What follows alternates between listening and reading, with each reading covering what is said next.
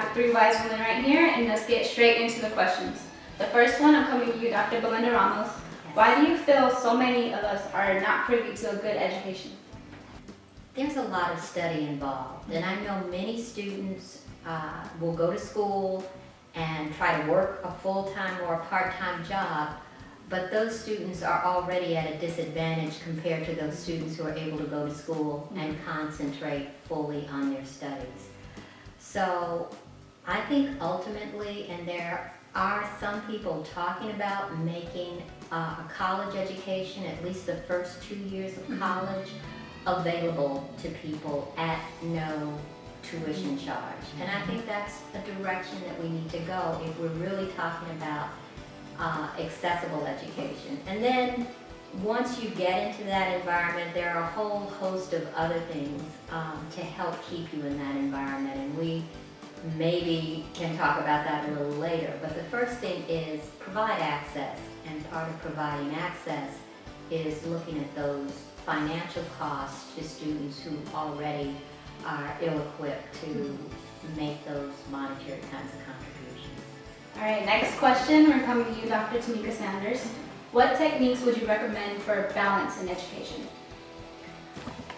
When it comes to balance, there's a lot of things that are not balanced. When you think about just equitable education for all students, we here in Arizona especially, we're always falling in that 47 to 48 percentile of, you know, what we spend on students, how we're doing in the schools. So I think it comes with one, we need to first balance the schools, making sure that they all have the amount of resources, the equal amount of resources, capable teachers, and more equitable kind of standards of testing our students to really see, are we testing their intelligence, or did we test how much that they could just regurgitate this information, but did they really learn it?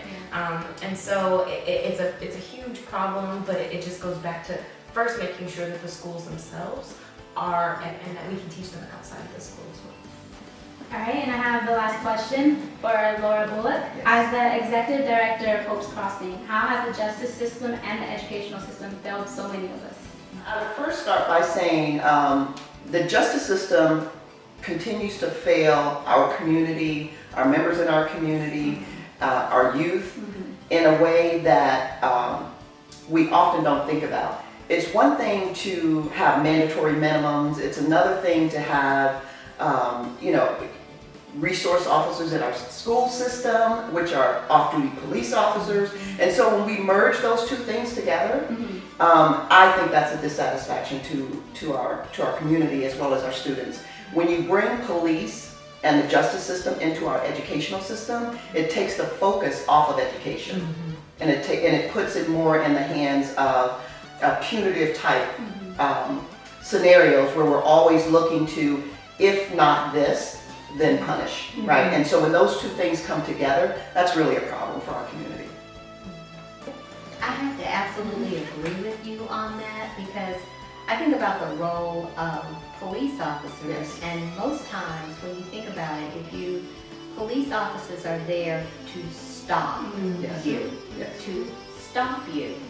Education is there to push you to grow, to go, and trying to put those two forces in an educational setting, you're just creating a fail situation for yourself. It's So very dysfunctional. I hear exactly what you're saying. When it's like, when I think of resources, I don't think of stop. But then if my resource officers are those who are trained to stop an action, not that there aren't some actions that need to be stopped, Absolutely. but not in the educational setting. That's not where we put the stops. Yeah.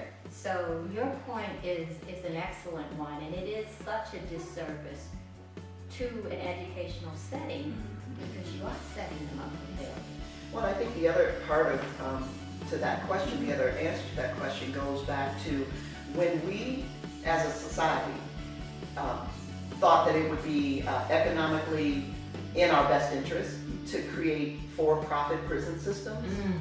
That shifted the entire focus of how do we uplift the community, how do we educate our youth, how do we how do we allow individuals to get that second opportunity that they need when they make a mistake? Because we've all done it, right? And we've all earned the opportunity to have a second chance.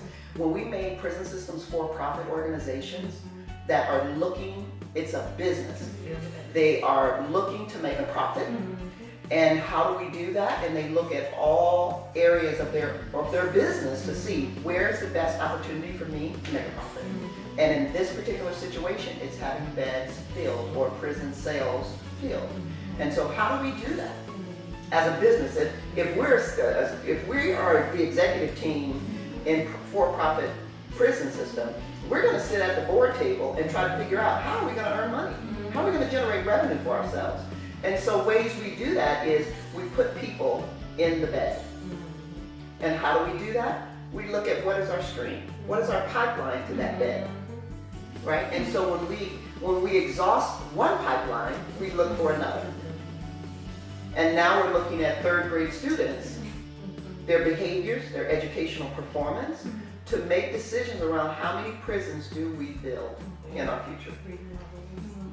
And if that doesn't just make you sick to your stomach, I don't know what will, right? And so when you bring those two systems together, it's disaster. It's a failed system, and you cannot win as a community. You cannot win as a society with those kinds of aspects happening in your community. Not to mention a lot of prisons, they give kickbacks to police departments for, arresting so many people, or they give them incentives. And so how are you as an officer, and then officers have quotas that they have to meet as far as how many tickets, how many arrests, how many things that they're doing.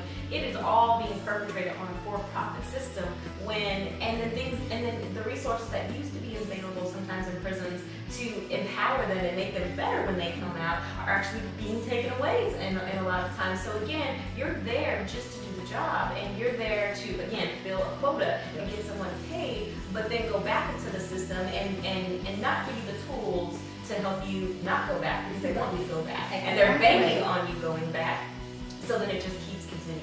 And it's a horrible system that's feeding each other, yeah. And so how do you escape it? Until we can cut that for-profit line off, there is no escaping that, because too many people benefit.